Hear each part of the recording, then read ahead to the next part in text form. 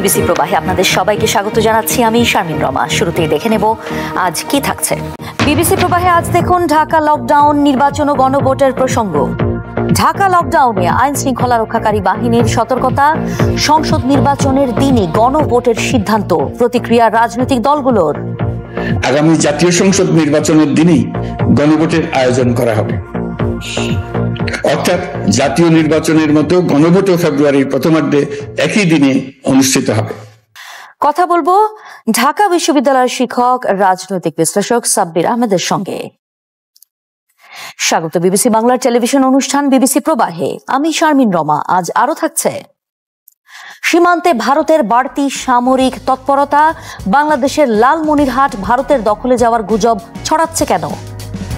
বৃহস্পতিবার ছিল বাংলাদেশের জন্য বেশ ঘটনাবহুল একটি দিন। কার্যক্রম নিষিদ্ধ আওয়ামী লীগ ঘোষিত ঢাকা লকডাউন কর্মসূচিতে রাজধানীতে যানবাহনের সংখ্যা ছিল বেশ কম। সতর্ক অবস্থানে দেখা গেছে আইন শৃঙ্খলা রক্ষাকারী বাহিনীকে। তৎপর ছিল বিভিন্ন রাজনৈতিক দলও। ঘোষিত হয় শেখ হাসিনা সহ 3 জনের বিরুদ্ধে মামলার রায়ের তারিখ। দুপুরে জাতির উদ্দেশ্যে ভাষণে আগামী সংসদ নির্বাচনের দিনই গণভোট আয়োজনের সিদ্ধান্ত জানান প্রধান উপদেষ্টা অধ্যাপক মোহাম্মদ ইউনূস। তবে প্রধান উপদেষ্টা মূল দলিল থেকে বহুদূরে সরে গেছেন বলছে বিএনপি, আর জামায়াতের অভিযোগ গণ আকাঙ্ক্ষা পূরণ হয়নি। তাফসির বাবুর প্রতিবেদন। সকাল থেকেই ঢাকার চিত্র ছিল অনেকটা থমথমে। সড়কে যান চলাচল নেই বললেই চলে। ঢাকার গাবতলীতে গিয়ে দেখা গেল শহরের এই প্রবেশ মুখে চেকপোস্ট বসিয়ে তল্লাশি করছে পুলিশ। সন্দেহ হলে জিজ্ঞাসাবাদ এবং তল্লাশি শেষে তবেই কেবল চেকপোস্ট পার হতে পারছিলেন সাধারণ মানুষ। পরিস্থিতি মোটামুটি আর কি একটু ঠান্ডা, মানে আতঙ্কে আছে তো মানুষ, এর জন্য একটু মানুষ কম বেরোচ্ছে। হ্যাঁ, আমাকে তল্লাশি করা হইলো, তারপরে বডি চেক করা হইলো, কোথা থেকে আসছি গন্তব্যস্থান জানতে চাইলো। এই বাংলাদেশে ক্ষমতাচ্যুত প্রধানমন্ত্রী শেখ হাসিনা সহ 3 জনের বিরুদ্ধে মানবতা বিরোধী অপরাধের মামলার রায়কে কেন্দ্র করে বৃহস্পতিবার ঢাকা লকডাউন কর্মসূচি দেয় কার্যক্রম নিষিদ্ধ আওয়ামী লীগ। যদিও কর্মসূচির আগের 2 দিন থেকেই নানা স্থানে ককটেল বিস্ফোরণ, বাসে আগুন দেওয়ার ঘটনা ঘটেছে, যার দায় কেউ স্বীকার করেনি। তবে বৃহস্পতিবার ঢাকার গুরুত্বপূর্ণ মোড়গুলোতে আইন শৃঙ্খলা রক্ষাকারী বাহিনীর সদস্যদের সতর্ক অবস্থান নিতে দেখা যায়। এছাড়া বিভিন্ন রাজনৈতিক দলও ঢাকার বিভিন্ন স্থানে মিছিল ও অবস্থান গ্রহণ করে। রায়কে বাধাগ্রস্ত করার জন্য তাদের এই কর্মসূচি ঘোষণা করেছিল। তার প্রতিবাদে আমরা শান্তি শৃঙ্খলা প্রতিষ্ঠার জন্যই আমরা মূলত আজকে এই মাঠে নেমেছি। তবে সকালের দিকের গুমট পরিস্থিতি বেলা বাড়ার সঙ্গে সঙ্গে স্বাভাবিক হতে শুরু করে। রাস্তায় যানবাহনের সংখ্যা বৃদ্ধি পায়। দুপুরে আন্তর্জাতিক অপরাধ ট্রাইব্যুনাল 1 থেকে ঘোষণা আসে শেখ হাসিনা সহ 3 জনের বিরুদ্ধে মানবতা বিরোধী অপরাধের মামলার রায় দেয়া হবে আগামী 17 নভেম্বর। তবে দিনের আরেকটি বড় খবর আসে শেষ দুপুরে প্রধান উপদেষ্টার জাতির উদ্দেশ্যে ভাষণ থেকে, নারী পুরুষ, যেখানে তিনি জুলাই সনদ বাস্তবায়নে উপদেষ্টা পরিষদের 2টি সিদ্ধান্তের কথা জানান। 1, সনদের সংবিধান বিষয়ক প্রস্তাব নিয়ে জাতীয় সংসদ নির্বাচনের দিনই গণভোট হবে। 2, নির্বাচনের পরে সংবিধান সংস্কার পরিষদ গঠন হবে। আগামী জাতীয় সংসদ নির্বাচনের দিনই গণভোটের আয়োজন করা হবে, অর্থাৎ জাতীয় নির্বাচনের মতো গণভোটও ফেব্রুয়ারির প্রথমার্ধে একই দিনে অনুষ্ঠিত হবে। এতে সংস্কারের লক্ষ্য কোনোভাবে বাধাগ্রস্ত হবে না। নির্বাচন আরো উৎসবমুখর ও সাশ্রয়ী হবে। গণভোট অনুষ্ঠানের লক্ষ্যে উপযুক্ত সময়ে প্রয়োজনীয় আইন প্রণয়ন করা হবে। প্রধান উপদেষ্টা জানান, গণভোটে শুধু সংবিধান সংস্কার সম্পর্কিত প্রস্তাবনার জন্য হ্যাঁ বা না ভোটে যে প্রশ্ন থাকবে সেখানে 4টি অংশ রাখা হয়েছে। তত্ত্বাবধায়ক সরকার, নির্বাচন কমিশনের মতো সাংবিধানিক প্রতিষ্ঠানগুলো গঠিত হবে জুলাই সনদ অনুযায়ী। সংসদের উচ্চ কক্ষ হবে পিআর পদ্ধতিতে। এছাড়া প্রধানমন্ত্রীর মেয়াদ সীমিত করা সহ যে 30টি বিষয়ে দলগুলোর ঐকমত্য হয়েছে সেগুলো বাস্তবায়নে নির্বাচনে বিজয়ী দল বাধ্য থাকবে। গণভোটের দিন এই 4টি বিষয়ের উপর একটি মাত্র প্রশ্নে আপনি হ্যাঁ বা না ভোট দিয়ে আপনার মতামত জানাবেন। গণভোটের সংখ্যাগরিষ্ঠ ভোট হ্যাঁ সূচক হলে আগামী সংসদ নির্বাচনে নির্বাচিত প্রতিনিধি নিয়ে একটি সংবিধান সংস্কার পরিষদ গঠিত হবে। এই প্রতিনিধিগণ একই সাথে জাতীয় সংসদের সদস্য হিসেবে দায়িত্ব পালন করবেন। পরিষদ তার প্রথম অধিবেশন শুরুর তারিখ হতে 180 কার্য দিবসের মধ্যে সংবিধান সংস্কার করবে। প্রধান উপদেষ্টা ভাষণে যেসব বিষয়ে বলেছেন তা নিয়ে দেশটির রাজনৈতিক দলগুলো বিপরীতমুখী অবস্থানে আছে। ঐকমত্য কমিশন এবং পরে রাজনৈতিক দলগুলো নিজেদের মধ্যে সমাধানে আসতে পারেনি। প্রধান উপদেষ্টা জুলাই সনদ এবং গণভোট নিয়ে সরকারের সিদ্ধান্ত দেওয়ার সঙ্গে সঙ্গে এটাও বলেছেন, রাজনৈতিক দলগুলো এক না থাকলে তার ভাষায় জাতি মহাবিপদের সম্মুখীন হবে। যদিও বিপরীতমুখী অবস্থানে থাকা দলগুলো শেষ পর্যন্ত প্রধান উপদেষ্টার প্রস্তাবনায় কতটা একমত হবে তা এখনও স্পষ্ট নয়। তাফসির বাবু, বিবিসি বাংলা, ঢাকা। আজ বিবিসি প্রবাহে আছেন ঢাকা বিশ্ববিদ্যালয়ের শিক্ষক, রাজনৈতিক বিশ্লেষক ডক্টর সাব্বির আহমেদ। আপনাকে অনেক ধন্যবাদ বিবিসি প্রবাহে যোগ দেওয়ার জন্য। গণভোট কবে হবে, নির্বাচনের আগে নাকি নির্বাচনের দিন হবে, এগুলো নিয়ে নানা রকম প্রশ্ন ছিল এবং এই প্রশ্নে রাজনৈতিক দলগুলোকে আলোচনা করে সমাধানে আসার কথা বলা হলেও সেটাতে আসলে কোনো ফলাফল হয়নি। শেষ পর্যন্ত সরকার একটা সিদ্ধান্ত দিল। আপনার কাছে কি মনে হয় যে এরপর মানে গণভোট ইস্যুতে রাজনৈতিক দলগুলোর মধ্যে যে বিভাজন সৃষ্টি হয়েছে সেটা কি সমাপ্তি ঘটবে নাকি আরো জটিল দিকে যাবে? আমার মনে হয় যে আজকে যে বক্তব্যটি আমরা ডক্টর ইউনূসের কাছ থেকে শুনলাম, এটা অত্যন্ত বাস্তব বিবেচনায় বাস্তবধর্মী বিবেচনা প্রসূত ছিল আমি বলবো।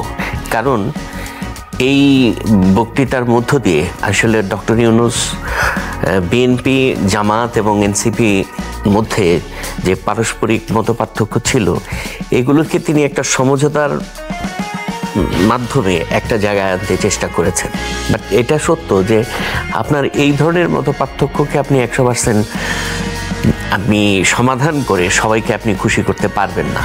সুতরাং আমি বিশ্বাস করি যে এই প্রস্তাবগুলো ক্যাবিনেটের থ্রেড বেয়ার আলোচনা হয়েছে এবং আলোচনার মাধ্যমে এর নানান দিক ব্যাখ্যা বিশ্লেষণের মাধ্যমে অবশেষে তারা সব এই সিদ্ধান্ত তাদের আলোচনার সিদ্ধান্তের আলোকে তারা আজকে এই সিদ্ধান্তগুলো জনগণের সামনে হাজির করেছেন। আমি মনে করি যে এটা অনেক দূর এগিয়ে গেল, আমরা ইতিবাচকভাবে অগ্রসর হলাম নির্বাচনের দিকে। আমার মনে হয় না যে গণভোট নিয়ে আর কোনো সমস্যা হওয়ার কোনো কারণ আছে বলে আমি মনে করি। কিন্তু যদি আমরা দেখি যে রাজনৈতিক দলগুলো যে প্রতিক্রিয়া জানাচ্ছে, যেমন জামায়াতে যেটা বলছে যে নির্বাচনের দিন গণভোটের যে সিদ্ধান্ত সেটাতে আসলে জামায়াতের একটা অভিযোগ যে গণ আকাঙ্ক্ষা পূরণ হয়নি, এবং তারা আসলে নির্বাচনের আগেই গণভোট চায়, সেই জায়গাটাতে তারা অনড়। কেন আপনার কাছে কি মনে হয় যে জামাত কেন এই ইস্যুতে এতটা অনড় অবস্থা? দেখুন, আমি জামাতের রাজনীতি 5 আগস্টের পর থেকে আমি লক্ষ্য করে আসছি যে তারা আসলে আমার মনে হয় যে বহুদিন পরে একটা মুগ্ধ পরিবেশ পেয়েছে। সেই পরিবেশে তারা আসলে তাদের রাজনীতি যে অবস্থায় ছিল বা যে অবস্থায় আছে এখান থেকে তারা এটাকে আরও শক্তিশালী অবস্থানে নিয়ে যেতে চায়। সেই জন্য যে কোনো ইস্যুতে তারা বিএনপির চাইতে একটা ডিফারেন্ট পজিশন নিয়ে তারা রাজনীতি করতে চাচ্ছে। হ্যাঁ, যে কোনো বিচারে আপনি যদি বিশ্লেষণ করে দেখেন এখনকার কনটেক্সটে যদি বিচার করেন, আমি মনে করি যে গণভোটটা নির্বাচনের দিন হওয়াটাই যৌক্তিক। এই কারণে আপনি আজকে থেকে হিসাব করলে যে পরিমাণ সময় আপনার কাছে আছে, আপনি যদি এই যে প্রশ্নগুলো আপনি দিচ্ছেন গণভোটের মাধ্যমে এগুলো মানুষের কাছে পৌঁছানোর জন্য, মানুষকে বোঝার জন্য তো একটু সময় আপনাকে দিতে হবে। যে সময়টা আপনি যদি গণভোটটা আগে করতেন, সেই সময় যথেষ্ট পরিমাণে সময় পেত না জনগণ এই বিষয়গুলো বোঝার আর কি। আরেকটা বিষয় হলো যে একই দিনে যদি ভোটারদের জায়গা থেকে যদি তাদের পার্সপেক্টিভ থেকে যদি বিষয়টা বিবেচনা করেন, তাদের জন্যও কিন্তু ওই একটা দিনেই এসে ভোট দেওয়াটা তাদের জন্য তুলনামূলকভাবে সহজ। হ্যাঁ, কিন্তু যেটা আপনি বলছিলেন যে জনগণ বোঝা যে গণভোটের ইস্যুগুলো, কিন্তু গণভোটের প্রশ্ন নিয়েও নানা রকম বিতর্ক আছে আমরা জানি। জনগণ আসলে সেটা কতটা বুঝতে পারছে, কতটা বুঝবে, সে প্রশ্ন থেকেই যায় কিনা। এটা নির্ভর করবে আপনি জিনিসটাকে প্রচারণার মাধ্যমে কিভাবে জনগণের কাছে নিয়ে যাচ্ছেন। আমার মনে হয় যে এটা গুড টাইম যে যখন তফসিল ঘোষণা হবে বা নির্বাচন কমিশন বা সরকার মিলেই দায়িত্বটা রাজনৈতিক দলগুলোকে দিতে পারে যে আপনারা আপনাদের নির্বাচনী প্রচারণায় এই বিষয়টাকে অন্তর্ভুক্ত করুন, এই গণভোটের বিষয়টাকে। এবং বিষয়বস্তুগুলোকে জনগণের কাছে পৌঁছানো দরকার। শুধুমাত্র রাজনৈতিক দল না, মিডিয়ারও একটা দায়িত্ব রয়েছে এগুলো নিয়ে বিভিন্ন আলাপ আলোচনা অনুষ্ঠানের মাধ্যমে মানুষের দ্বারে বক্তব্যগুলোকে পৌঁছানো। আমি মনে করি যে এটা যদি হয়, এটা আমি মনে করি লাভবান হবে জনগণ, এ থেকে জানতে পারবে তারা। সরকার এই যে জুলাই সনদ বাস্তবায়ন আদেশ অনুমোদন করেছে, এখন আমরা যদি রাজনৈতিক দলের প্রতিক্রিয়া দেখি, যেমন বিএনপি প্রতিক্রিয়া জানাচ্ছে যে প্রধান উপদেষ্টা মূল দলিল থেকে বহু দূরে সরে গেছেন, তারা যেটা বলছে, এবং নির্বাচনের পর সংবিধান সংস্কার পরিষদ গঠনের বিষয়টা নিয়েও তাদের প্রশ্ন আছে। আপনি ঠিক কিভাবে দেখেন বিএনপির এই প্রতিক্রিয়া? দেখেন, আমি একটা জিনিস বলি যে মানে ওনারা পুরো প্রক্রিয়াটা আমার কাছে মনে হয় যে ওনারা ভেবেছিলেন যে ওই ঐক্যমত কমিশনের ভিতরে যারা যারা অংশগ্রহণ করেছিল তাদের মধ্যেই বোধহয় আলোচনাটা সমাপ্ত হয়ে যাবে। তারা সরকারকে এটার একটা স্টেক হোল্ডার হিসেবে বিবেচনা করে নাই। ওয়ারেস আমরা তো জানি যে ডক্টর ইউনূস নিজেও তো এটার চেয়ারম্যান এই ঐক্যমত কমিশনের। সুতরাং এটা যদি সরকারের কাছে যায়, এটা তাদের এখতিয়ারের মধ্যে কি পড়ে না যে কিছু কিছু বিষয় তারা গ্রহণ করবে, কিছু কিছু বিষয় তারা বর্জন করবে। একেবারেই কি বিষয়টা তো বেআইনি না, মানে ঐক্যমত কমিশনের সরকারের কোনো ভূমিকা থাকবে না, এটাকে আইন দ্বারা নিষিদ্ধ করা নাকি? সুতরাং এটা যখন ক্যাবিনেটে গেছে, ক্যাবিনেটে আলোচনা হয়েছে, সেখানে হয়তো কিছু বিষয় তারা জাতীয় স্বার্থে মনে করেছে, যেমন ধরুন ন্যাশনাল কনস্টিটিউশনাল কাউন্সিল। আমি মনে করি এটা খুবই গুরুত্বপূর্ণ একটা সিদ্ধান্ত। যদি সরকার এটার থেকে নোট অফ ডিসেন্ট উঠিয়ে দিয়ে থাকে, তাতে what is the harm in it? আমি এটার মধ্যে কোনো ক্ষতিকর কিছু দেখি না, বরং এটা জাতীয় স্বার্থে প্রয়োজন। এখন দলগুলো এটা কেন বিরোধিতা করে? কারণ তারা মনে করে যে এই বিষয়গুলো যদি এই বিষয়গুলো যদি না হয়, তখন এটা তাদের সরকারে গিয়ে তাদের আধিপত্যটা ধরে রাখা সম্ভব হয়। আপনি ইজিলি আপনি পাবলিক সার্ভিস কমিশনে আপনি আপনার নিজের পছন্দের লোক, দলের লোক দিতে পারবেন। আবার কি বলে এটাকে, সংবিধিবদ্ধ যে প্রতিষ্ঠানগুলো, সেই প্রতিষ্ঠানগুলো সরকার তার নিজের পছন্দনীয় লোকদেরকে দিয়ে নিয়ন্ত্রণ করতে চায়। এটার উদ্দেশ্য হচ্ছে নিজের আধিপত্যকে ধরে রাখার চেষ্টা বা অপচেষ্টা, আমরা যাই বলি না কেন। তার মানে আপনি বলছেন যে আসলে এগুলো হলে পরে ক্ষমতায় যারাই আসবে তাদের যে হাতে নিয়ন্ত্রণ, সেটি কমে যাওয়ার একটা শঙ্কা থেকেই ডেফিনেটলি আমি সেভাবেই জিনিসটাকে দেখেছি। আজকে ঢাকা লকডাউন নামে যে কর্মসূচি ঘোষণা করলো এই কার্যক্রম নিষিদ্ধ আওয়ামী লীগ, এবং সামনে আমরা জানি যে রায়ের দিন ঠিক করা হয়েছে 17 নভেম্বর, শেখ হাসিনা সহ 3 জনের বিরুদ্ধে মামলার রায়ের দিন। তো এই যে আওয়ামী লীগের কর্মসূচিগুলো, এগুলোকে আপনি আসলে ঠিক এই সময়টাতে ঠিক কিভাবে দেখছেন? না দেখুন, আমি যতটুকু শুনেছিলাম যে আজকে বোধহয় রায়টা হওয়ার কথা ছিল, সেইটাকে সামনে রেখেই বোধহয় প্রোগ্রাম করা হয়েছিল, তারিখ ঘোষণার কথা। হ্যাঁ, আজকে শুনলাম যে সেটা আবার পিছিয়ে 17 তারিখ করা হয়েছে। তো তারা তো তাদের নেতার বিরুদ্ধে যে কোনো ধরনের পদক্ষেপকে তারা তো অবশ্যই চ্যালেঞ্জ করবে, এবং সেটাই তারা করার চেষ্টা করেছে আর কি। বাট এটাও আমি বলবো যে আমাদের স্বরাষ্ট্র মন্ত্রণালয় বা সরকারের দিক থেকে এই লকডাউনকে কেন্দ্র করে যে জানমালের নিরাপত্তার ব্যাপারে যতটুকু উদ্যোগ নেওয়া হয়েছে, আমি মনে করি এখানে মানুষেরও একটা ভূমিকা ছিল, জনতারও একটা ভূমিকা ছিল, যে আজকে অনেকেই ইচ্ছাকৃতভাবে তাদের গাড়ি বের করেনি, যে কারণে আমরা দেখলাম কিছু বাস বা অন্য জায়গাতে পুরানো হয়েছে, কিন্তু জানের উপর দিয়ে যায়নি, কেউ মারা যায়নি, আমি যতটুকু আমি খবর রাখি। এখন কথা হচ্ছে যে হয়তো সহিংসতাটা আপনি যেটা বলছেন যে যানবাহন বের হয়নি বলে সহিংসতা হয়নি, কিন্তু এটাও তো আসলে ঠিক আইডিয়াল পরিস্থিতি না। এখন ধরেন এই রাজনীতি তো আমাদের দেশে গত 30-40 বছর যাবৎ চলতেছে। আমরা তো সেই লগি বৈঠার রাজনীতিও দেখেছি। সুতরাং এটা থেকে আমার মনে হয় না যে আমরা এত তাড়াতাড়ি বেরিয়ে আসতে পারবো। আরেকটা বিষয় যেটা আমি বলতে চাই, যে মানে আমার মনে হয় যে আওয়ামী লীগের কার্যক্রম বন্ধ করা হয়েছে, কিন্তু একটা জিনিস তাকে কিন্তু নিষিদ্ধ করা হয়নি।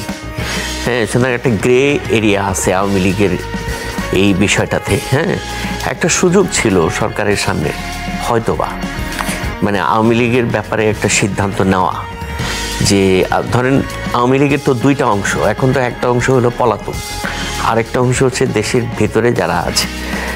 মানে সরকার হয়তো মানে কৌশলগত দিক থেকে যদি এই মানে আওয়ামী লীগটাকে আলাদা করতে পারত বাইরের আওয়ামী লীগ থেকে, হ্যাঁ, একটা এমএনএসটি দিয়ে হলেও, যে ঠিক আছে তোমরা যারা অপরাধের সাথে জড়িত না, তোমরা যদি রাজনীতি করতে চাও তোমরা নতুন নামে আসো, রেজিস্ট্রেশন দিয়ে রাজনীতিক দল। তার মানে বলছেন আওয়ামী লীগকে ভেঙে আবার গড়ার কথা? আমি সেটাই বলতে চাচ্ছিলাম। এটা করলে হয়তো মানে আজকে আওয়ামী লীগ যে পর্যায়ে আছে সেটা হয়তো ওই পর্যায়ে এসে থাকতো না। ওই মানে তখন আওয়ামী লীগ দুর্বল হয়ে যেত বলে আমি মনে করি, এবং সেই সুযোগটা কিন্তু এখনো আছে। যে আপনি ধরেন আপনি নির্বাচন করবেন, যে কোনো বিচারে যদি আওয়ামী লীগ চেষ্টা করবে যে ওই নির্বাচনটা অন্তর্ভুক্তিমূলক নির্বাচন না, এই জিনিসটাই তারা প্রমাণ করার চেষ্টা করবে। সুতরাং এখানেও সেই স্ট্র্যাটেজির একটা কৌশল যদি ঠিক করা যেত, যে আওয়ামী লীগের একটা অংশকে নিয়ে এসে স্বাভাবিক রাজনীতিতে ফেরত নিয়ে এসে যদি আপনি তাদেরকে নির্বাচনের সুযোগ দেয়া যেত, হয়তোবা এই কৌশলটা সরকারের জন্য কাজে লাগতো, বা সামনে যে নির্বাচন আসছে সেই নির্বাচনেও হয়তো কাজে লাগতে পারে।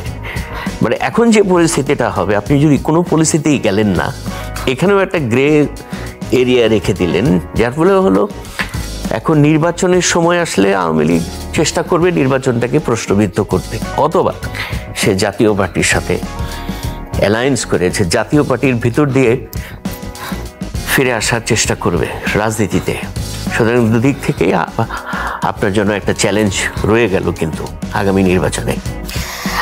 এই যে ককটেল বিস্ফোরণ হচ্ছে, বাসে আগুন, দেশ আবারও একটা রাজনৈতিক সহিংস পরিস্থিতির দিকে মন নিচ্ছে কিনা সেটা নিয়ে নানা রকম প্রশ্ন উঠছে। কিন্তু যে রাজনৈতিক সহিংসতা আপনি বলছিলেন 30 বছর ধরে দেখে আসছি, তো এই যে রাজনৈতিক সহিংসতার পুনরাবৃত্তি আবার হওয়া, মানে এটা ঠেকানোটা কি কি ফ্যাক্টরের উপর তাহলে নির্ভর করছে? দেখেন, এটা তো একটা তো হলো অ্যাডমিনিস্ট্রেটিভ দিক থেকে ল এনফোর্সিং এজেন্সি, তাদের একটা রোল তো থাকতেই হবে, এবং আপনার গোয়েন্দা মানে আপনার যে কি বলে এটাকে মানে গোয়েন্দার শক্তিকে কাজে লাগাতে হবে, এটা যেরকম একটা। বাট সবচেয়ে ইম্পর্টেন্ট ফ্যাক্টর হচ্ছে রাজনৈতিক দলগুলো নিজেদের মধ্যে ঐক্যবদ্ধ থাকা এই পরিস্থিতিতে, যেটার ইঙ্গিত আমাদের ডক্টর ইউনূসও আজকে দিলেন। কিন্তু সম্প্রতি শিলিগুড়ি করিডোরকে ঘিরে ভারতের সামরিক সক্ষমতা বৃদ্ধির খবরে চলছে নানা বিতর্ক। বাংলাদেশের লালমনিরহাটের একটা বড় অংশ ভারতের দখলে চলে গেছে বলেও গুজব ছড়াচ্ছে সামাজিক যোগাযোগ মাধ্যমে। পরিস্থিতি আসলে কি? বাংলাদেশ সীমান্তে টহল ও নজরদারি বিষয়ে খোঁজ করছিলেন লালমনিরহাট বিজিবির ব্যাটালিয়ন কমান্ডার। লালমনিরহাটের একটা বড় অংশ ভারতের দখলে চলে গেছে, সম্প্রতি এমন গুজব সামাজিক যোগাযোগ মাধ্যমে ছড়িয়েছে। আমি এখন আছি লালমনিরহাট জেলার ধরলা নদীর তীরে, ভারত বাংলাদেশ সীমান্তে। আমার পেছনে ধরলা নদীর এই অংশটি হচ্ছে ভারতের, আর এই লালমনিরহাট এবং কুড়িগ্রাম জেলা মিলিয়ে প্রায় 150 কিলোমিটারের মতো সীমান্ত এলাকা পাহারা দেয় বিজিবি লালমনিরহাট ব্যাটালিয়ন 15। এই ব্যাটালিয়নের কর্মকর্তা জানাচ্ছেন, সামাজিক যোগাযোগ মাধ্যমে লালমনিরহাট জেলার সীমান্ত এলাকা নিয়ে নানা রকম বিভ্রান্তিকর তথ্য ছড়ানো হচ্ছে। এটা আমার নজরে পড়েছে যে লালমনিরহাট এলাকার প্রায় 62 কিলোমিটার এলাকা আমাদের পার্শ্ববর্তী দেশের সেনাবাহিনী কর্তৃক দখল হয়ে আছে। তো এরকম একটি ফেব্রিকেটেড নিউজ আমাদের কাছে আসছে। আমি স্পষ্টভাবে বলতে চাই, এটা সম্পূর্ণ একটা গুজব। যে বর্ডারের প্রত্যেকটা এলাকায় আমাদের নাগরিক স্বাচ্ছন্দ্যে বিচরণ করছে, বিজিবি আছে, বিজিবি সরে যাওয়ার কোনো কোশ্চেনই আসে না। সীমান্ত এলাকার বাসিন্দারাও জানান, সৈন্য সমাবেশ বা অনুপ্রবেশের মতো কোনো ঘটনা নেই। তবে 5ই আগস্টের পর থেকে বিএসএফের কড়াকড়ি দেখা যাচ্ছে। ভারত সীমান্তে টহল এবং বিএসএফের জনবল বৃদ্ধির বিষয়টিও নজরে এসেছে স্থানীয়দের। সীমান্তে বিএসএফের গুলির ঘটনাও থেমে নেই। যাতে বিএসএফ কোনো আক্রমণ না করে, এরকম আমরা চাই। বর্ডারে যাই কম, আগে বর্ডারে বেশি যেতাম, ছাগল গরু বাঁধতাম, যেতাম, এখন কম যাই। ওরা এখন বাড়াচ্ছে, হয়তো কোনো না কোনো তারাও আমাদেরকে দেখে আশঙ্কা মনে করতেছে, কিন্তু আমরা তো চাচ্ছি যে উভয় শান্তিতে বসবাস করি। ভারত সীমান্তে নজরদারি বৃদ্ধির পাশাপাশি শিলিগুড়ি করিডোরকে ঘিরে ভারতের সামরিক সক্ষমতা বৃদ্ধির খবরও পাওয়া যাচ্ছে। এবছরের শুরুতেই এই অঞ্চলে ভারতীয় 3 বাহিনী যৌথভাবে নজিরবিহীন এক সামরিক মহড়া চালিয়েছে। এটা একান্তই তাদের ব্যক্তিগত মুভমেন্ট, যতক্ষণ না পর্যন্ত আমার সার্বভৌমত্বের প্রশ্নে এটা প্রশ্নবিদ্ধ করবে ততক্ষণ পর্যন্ত এটা তাদের অভ্যন্তরীণ বিষয়।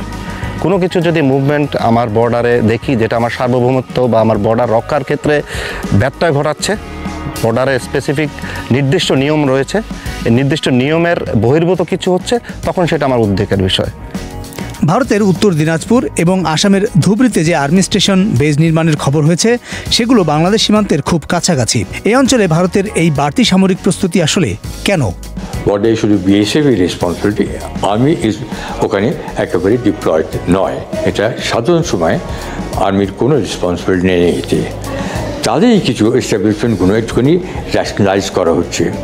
And it is true that chicken snake is one area, Doklam থেকে শিলিগুড়ি করিডোর এইখানটাতে it is a sensitive situation as far as India is concern. আমাদের we have to be reasonably prepared. গণ অভ্যুত্থান পরবর্তী সময়ে পাকিস্তানের সঙ্গে বাংলাদেশের সামরিক পর্যায়ে যোগাযোগ বৃদ্ধিকে ভারত সন্দেহের চোখে দেখে বলে অনেকে মনে করছেন। এছাড়া লালমনিরহাট বিমানবন্দর, বিশেষ করে তিস্তা প্রকল্পে চীনের উপস্থিতি ভারতের সামরিক কৌশলে ভূমিকা রাখতে পারে বলে ধারণা করেন বিশ্লেষকরা। তবে ভারতের শিলিগুড়ি করিডোরের নিরাপত্তা নিশ্চিত করাই মূল উদ্দেশ্য বলে মনে করছেন বাংলাদেশের নিরাপত্তা বিশ্লেষক Naeem Ashfaq Chowdhury. Upcoming project specially Teesta barrage, so Teesta ব্যারেজে যেটা আলোচনা হচ্ছে যে চায়নাকে এই পুরো তিস্তা ব্যারেজ প্রকল্প 100 বছরের চিন্তা করে এক ধরনের প্রজেক্ট আমরা নিতে পারি কিনা, এইটা বর্তমান সরকার চেষ্টা করছেন। So Chinese presence near the Siliguri corridor তাদের জন্য এক ধরনের তারা পারসিভ করছে this is a threat for them, specially in Siliguri corridor. So ওইটাও আরেকটা কারণ যে staging forward of their military resources. Bangladesh আর্মির একজন অবসরপ্রাপ্ত মেজর জেনারেল মোহাম্মদ নাঈম আশফাক চৌধুরী ভারতের সামরিক তৎপরতাকে এই মুহূর্তে বাংলাদেশে কোনো অভিযানের প্রস্তুতি হিসেবে দেখেন না। তবে সীমান্তের কাছে এই সামরিক পদক্ষেপের সুদূরপ্রসারী তাৎপর্য রয়েছে বলে তিনি মনে করেন। এটাকে মনে হচ্ছে যে গ্রে জোন ব্যাটল ফর বাংলাদেশের জন্য এক ধরনের, ওই যে বললাম যে একটা শ্বাস ফেলা, যে আমি একটা ডেটারেন্স ক্রিয়েট করছি, যে should you take a decision যেটা ইন্ডিয়ান ন্যাশনাল ইন্টারেস্টের বিপরীতে চলে যেতে পারে, তখন এক ধরনের হুমকি আমরাও যেন ফিল করি, ওই কারণে এটা হতে পারে। 5ই আগস্টের পট পরিবর্তনের পর ভারতের সঙ্গে বাংলাদেশের সম্পর্কের একটি টানাপোড়েন তৈরি হয়েছে। অন্তর্বর্তীকালীন সরকারের শীর্ষ পর্যায় থেকে 7 সিস্টার্স নিয়ে দেওয়া বক্তব্যে ভারতে বিরূপ প্রতিক্রিয়া হয়েছে। ভারতের নিরাপত্তা বিশ্লেষক দীপঙ্কর ব্যানার্জির মতে বাংলাদেশ সামরিক দিক থেকে ভারতের জন্য কোনো হুমকি নয়, তবে সীমান্তের কাছে সামরিক অবস্থানের আরেকটি দিক হলো ভারতে বাংলাদেশি নাগরিকদের অনুপ্রবেশের যে একটা অভিযোগ রয়েছে সেটিও মোকাবেলা করা। It's a part of our natural position of strengthening and securing our borders, primarily with China. Bangladesh থেকে যে কোনো রকম একটা মিলিটারি থ্রেট হতে পারে এটা আমরা অ্যাকসেপ্ট করি না, এটা আমাদের পক্ষে একেবারেই নয়। তাই জন্যই 1971-এর আগে থেকে এই যে বাংলাদেশ থেকে যে লার্জ স্কেল ইনফিলট্রেশন এখানে হয়েছে, দ্যাটস এ রিয়ালিটি। তো এই দিকে কিছু অবশ্য আমাদের ভাবনা চিন্তা করতে হবে। বাংলাদেশের সঙ্গে ভারতের 4000 কিলোমিটারের বেশি সীমান্ত রয়েছে। 2024 সালের 5ই আগস্টের পর থেকে দুই দেশের সীমান্তেই একটা বাড়তি সতর্কতা দেখা যাচ্ছে। Abul Kalam Azad, BBC news, Bangla. বেশ কিছুদিন আগে পূর্ব ভারতের বিহারে সরকারি চাকরির গুরুত্বপূর্ণ পরীক্ষা বাতিল হওয়ায় যুব সমাজের মধ্যে গভীর উদ্বেগ সৃষ্টি করেছিল। রাজ্যের অনেক তরুণ তরুণী, বিশেষ করে দলিত সম্প্রদায়ের লোকেরা বছরের পর বছর ধরে সংরক্ষিত কোটার উপর নির্ভর করে চাকরি পাওয়ার আশা রাখে, কিন্তু পরীক্ষার প্রশ্নপত্র ফাঁস এবং প্রশাসনিক অদক্ষতার কারণে তাদের সেই আশা অনেকাংশে ভেঙে যায়। রাজধানী পাটনায় সরকারি চাকরির প্রশ্নপত্র ফাঁসের প্রতিবাদে বিক্ষোভ ছড়িয়েছিল।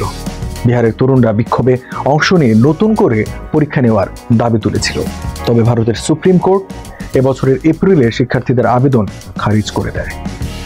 বিহারের যুব সমাজের অসন্তোষ কেবল শিক্ষার ক্ষেত্রেই সীমাবদ্ধ নয়, শহরে 15 থেকে 29 বছর বয়সীদের মধ্যে বেকারত্বের হার 22%, যা দেশের গড় 14.7%-এর চেয়ে অনেক বেশি। মানব উন্নয়নের বিভিন্ন সূচকেও রাজ্যটির অবস্থান তলানিতে। এখানে পুষ্টি, শিশু মৃত্যু, প্রাথমিক শিক্ষা এবং মাতৃস্বাস্থ্যের মতো বিভিন্ন ক্ষেত্রে সমস্যা বিদ্যমান। কলেজগুলোতে ভর্তি হওয়া মানে কেবল কাগজের ডিগ্রি পাওয়া। ভালোভাবে পড়াশোনা করতে চাইলে অতিরিক্ত খরচে বেসরকারি কোচিং করতে হয়। এই কারণে অনেক তরুণ-তরুণী উচ্চশিক্ষার জন্য অন্য রাজ্যে যাওয়ার চিন্তায় থাকেন। এক গবেষণায় দেখা গেছে বিহারের অর্ধেকের বেশি পরিবার তাদের প্রিয়জনদের পাঠানো অর্থে জীবন চালাচ্ছে, যারা অন্য রাজ্য বা বিদেশে কাজ করছে। দক্ষিণ এশিয়ায় জেনজিদের বিক্ষোভে সরকার পতন হলেও ভারতের পরিস্থিতি আলাদা। দেশটির বৃহত্তম এবং সবচেয়ে জনবহুল রাজ্যগুলোতে তেমন আন্দোলন দেখা যায়নি। 2014 সাল থেকে প্রধানমন্ত্রী নরেন্দ্র মোদীর নেতৃত্বে ভারতের ক্ষমতায় বিজেপি। বিহারে বিজেপি এবং তার জোট শরিকরা গত 2 দশকের অধিকাংশ সময় মুখ্যমন্ত্রী নীতিশ কুমারের নেতৃত্বে রাজ্য শাসন করছে। তবুও জেনজিদের ক্ষোভ বিহারে স্পষ্টভাবে লক্ষ্য করা যায়। বিহারের খুব কাছে নেপাল, যেখানে গত সেপ্টেম্বরে দুর্নীতির দায়ে সরকার উৎখাত করেছিল তরুণরা। ভারতের রাজ্যগুলোর মধ্যে বিহারে সবচেয়ে কম বয়সী জনসংখ্যা রয়েছে। সরকারি তথ্য অনুযায়ী 128 মিলিয়ন মানুষের মধ্যে প্রায় 40% বয়স 18 বছরের কম, প্রায় 23% বয়স 18 থেকে 29 বছরের মধ্যে। বিশ্বব্যাংকের মতে প্রতি 3 জন বিহারি পরিবারের মধ্যে একটি চরম দারিদ্র্যের মধ্যে বাস করে, যা বিহারকে ভারতের সবচেয়ে দরিদ্র রাজ্যে পরিণত করেছে। জাতীয় সরকারের তথ্য অনুসারে যুব সমাজের ক্রোধের কারণে রাজ্যটিতে 2018 থেকে 2022 সালের মধ্যে অন্তত 400টি ছাত্র বিক্ষোভ হয়েছে, যা দেশের মধ্যে সর্বোচ্চ। পাটনার একটি জনপ্রিয় কোচিং সেন্টারের মালিক রামাংশু মিশ্র বলেন, এখানে শিক্ষার্থীরা সবসময় ক্ষুব্ধ থাকে। যখন তারা পড়াশোনা করে তখন তারা দুর্বল শিক্ষা ব্যবস্থার জন্য ক্ষুব্ধ হয়, যখন পড়াশোনা শেষ করে তখন কর্মসংস্থানের অভাবের জন্য ক্ষুব্ধ হয়। এসব কারণেই বিহার হয়ে উঠেছে মোদীর বিজেপি এবং বিরোধী দলগুলোর জন্য বড় পরীক্ষা। ইন্ডিয়া জোট 36 বছর বয়সী আরজেডি নেতা তেজস্বী যাদবকে মুখ্যমন্ত্রী প্রার্থী করেছে। অন্যদিকে এনডিএ 75 বছর বয়সী মোদী ও 74 বছর বয়সী মুখ্যমন্ত্রী নীতিশ কুমারের উপর নির্ভর করছে। সাংবাদিক ও মোদীর জীবনী সহ বিভিন্ন বইয়ের লেখক নীলাঞ্জন মুখোপাধ্যায় বলেন, এই নির্বাচনের মাধ্যমে বোঝা যাবে ভারতের সবচেয়ে তরুণ রাজ্য কি তরুণ নেতৃত্ব মানে বিরোধী জোটকে মেনে নেবে, নাকি এনডিএ এর সঙ্গে থাকতে চায়, কারণ সবাই নির্বাচনী প্রচারে তরুণদের চাহিদাকে প্রাধান্য দেওয়ার অঙ্গীকার করেছে। সবাইকে শুভকামনা জানিয়ে আমি শারমিন রমা এখানেই বিদায় নিচ্ছি। ভালো থাকবেন।